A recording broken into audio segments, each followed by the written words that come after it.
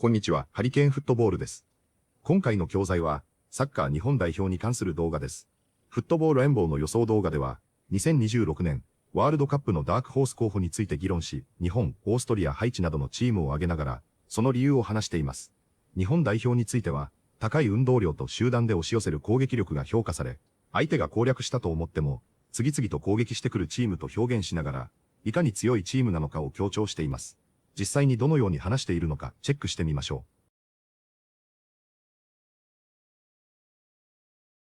I'm happy for it. I love it. Right, let's move on to surprise package. Yeah. Now, a lot of listeners have gone for Ecuador. They seem to be quite a fancied side. I think we talked about their very, very stingy defence.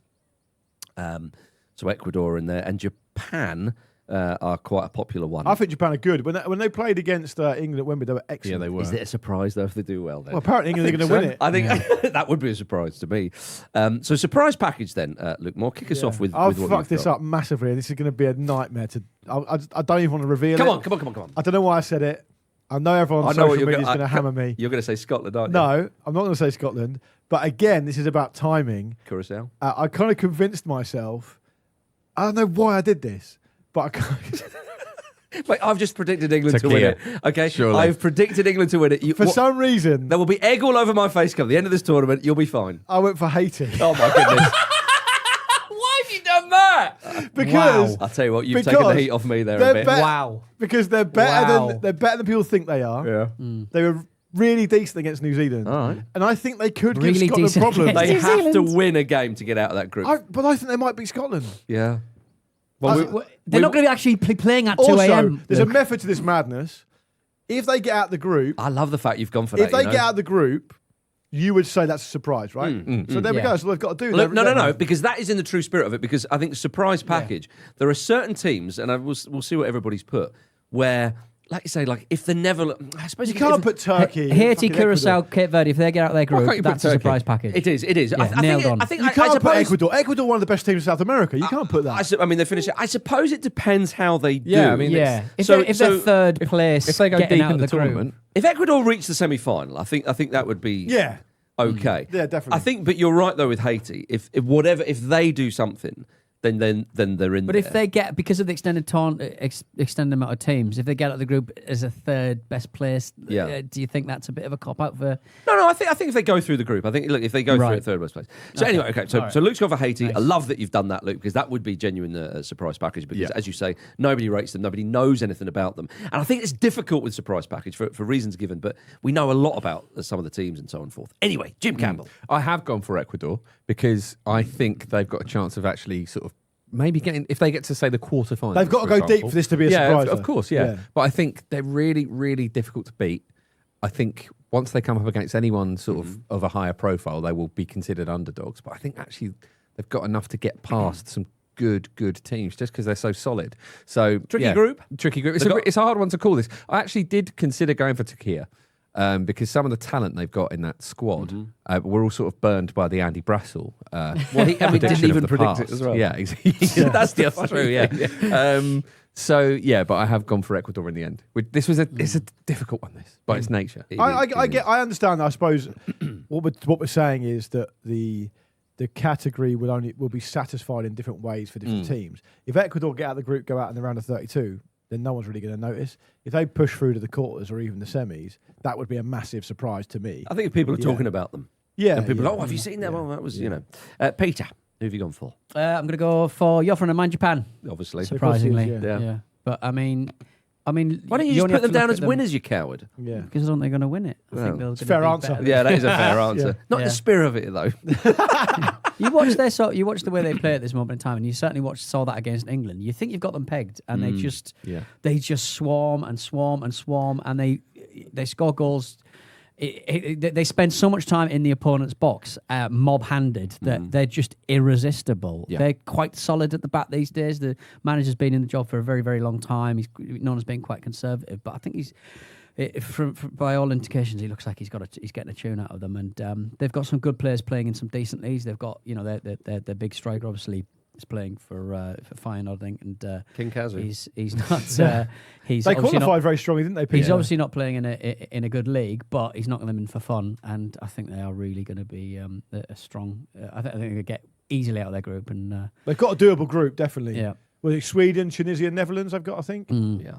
And I mean, it's I a mean, they big could miss. top that. Matoma's a big miss, but because he was a good outlet for when they were kind of pegged back a little bit in their own half. But I'm loving it. I'm loving the idea. And I was in Japan last week, and they're really going for it. Curious George in one of the department stores I noticed had a Samurai Blue tie-in thing going on. So with Curious George the monkey behind them. So, Pete, you've actually been to Japan to do your research. You can't argue with that kind of rationale. Yeah. No one else has Didn't done find that. much information at the bottom of a beer glass, but we'll I've have another one and see. I've not been to Haiti to check them out, so I can't complain. Well, that's what I like. So they would surprise you Yeah, among many, many others. they would. Yeah, I found this one- Taniguchi's basically Harry Maguire, Ooh. and you like him. Now you're so- talking. I sort of thought, should I go for like sort of Colombia or something like that? And I thought, Yeah. Colombia are the perennial kind of They are. prediction for this. which aren't is they? why I've also not gone for It will. Switzerland Yes. either. Because Switzerland won. Because I regularly go for Switzerland. I know, and, Yeah. and especially if you look at the groups, you think. But I cast my mind back to the Euros, and I remember Austria playing some nice stuff. They did play really well. So I'm going to go for Austria Very nice. for this. Good shout. I Carly believe in- chocolate makers, Austria. Yes, I believe in Ralph Rangnick. Specs. Got specs behind I you. thought he did enough at Manchester United for us to believe in him for this World Cup. But There they is- play some really good stuff. the in only thing that Euros. may go against them is, playing that high pressing style. They have to pick and choose their moments to do it. But I think Austria could bloody the nose of some They bigger could sides. definitely get past. I mean, Argentina are the favourites in that group, but they Yeah. could definitely get past Algeria and Jordan fairly easily. You would think. Yeah. You would think. So that's an interesting shout. Okay, so I've gone for Austria there. So, Haiti for Luke, Ecuador for Yep. Jim, Japan for Peter, and Austria for me. 次は解説です。今回はネイティブらしい表現、イギリスで使われる表現などありますが、本日の解説をチェックしてみましょ There will be egg all over my face come the end of this tournament. う。エゴノムスフェイスは、大恥をかくや面目を失うという意味のイディオムです。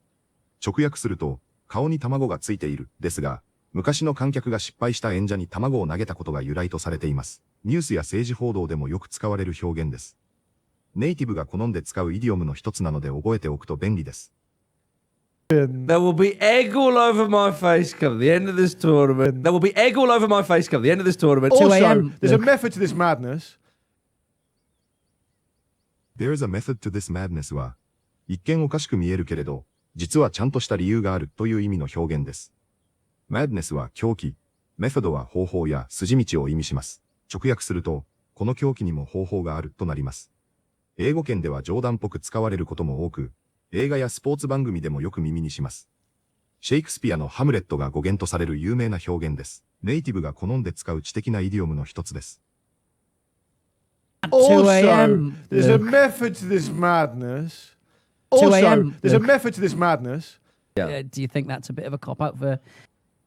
コップアウトは言い訳や責任逃れを意味する口語表現です。誰かが本来向き合うべきことから逃げたり、都合の良い理由をつけたりするときによく使われます。スポーツ番組やポッドキャストでは頻繁に登場する表現です。名詞としても動詞としても使うことができます。ややカジュアルな言い方なので、友人同士の会話でよく耳にします。ネイティブらしい自然な表現の一つです。Yeah. Do you think that's a bit of a cop out for? Do you think that's a bit of a cop out for? You think you've got them pegged? have someone pegged は、見抜くやこういう人だと判断するという意味の表現です。もともとペグは杭や固定するものを意味します。そこから相手を特定のタイプとして固定して考えるという意味が生まれました。スポーツだけでなく日常会話でもよく使われます。ネイティブらしい表現の一つです。You think you've got them pegged? You think you've got them pegged? Mob-handed. They're just irresistible. モブのハンデとは、大人数でや人数をかけてという意味のイギリス英語です。モブは群衆、ハンデとは人手を伴ったという意味があります。スポーツでは多くの選手が攻撃に参加し、数的優位を作る場面で使われます。イギリスのサッカー解説では時々登場する表現です。トイックにはほとんど出ませんが、ポッドキャストや実況では耳にすることがあります。覚えておくとイギリス系サッカー英語の理解が深まります。Mob-handed, they're just irresistible. Mob-handed, they're just irresistible. But he's knocking them in for fun. knocking は、押し込むやゴールを決めるという意味のスポーツ表現です。元々のノックは軽く叩くという意味ですが、サッカーではボールをゴールに流し込むイメージで使われます。イギリスのサッカー解説では非常によく使われる表現で、得点力の高いストライカーを評価するときによく登場します。score goals よりも口語的で、よりサッカーらしい表現です。実況やポッドキャストを聞く人なら覚えておきたいフレーズの一つです。But he's knocking them in for fun. But he's knocking them in for fun. They were kind of pegged back a little bit in their own half. Butペグドバックはサッカーで押し込まれるや前に出られなくなるという意味で使われる表現です。元々のペグは杭を意味し、何かを地面に固定するイメージがあります。そこから相手を自陣に固定するように押し込むという意味が生まれました。また、スコアの文脈では追いつくという意味で使われることもあります。イギリスのサッカー実況や解説では頻繁に登場する表現です。覚えておくと試合分析の理解が深まります。and they were kind of pegged back a little bit in their own half, but they were kind of pegged back a little bit in their own half, but Colombia are the perennial kind of They are. prediction for this. パラニアルは毎年現れるや長年続くという意味の単語です。もともとは植物の多年生のという意味ですが、現在ではスポーツやニュースでもよく使われています。今回の動画では国際大会のたびに注目される定番のサプライズ候補について話す場面で使われています。少し上級レベルの単語ですが、スポーツ記事や解説では頻繁に登場します。覚えておくと英語メディアの理解が深まる便利な語彙です。Colombia are the perennial kind of They are. prediction for this. Colombia are the perennial kind of They are. prediction for this. いかがでしたか？そもそもダークホースとは何かという議論はいつもやっている気がしますが、そもそも曖昧な基準であるものの、基本的には一般的な期待よりも良い成果を上げられるだろうと予想できるチームと考えられることが多いと思いますが、ある意味、みんなが思っているよりももっと良いチームだよといつも言われているのが、サムライブルーのよう感じられます。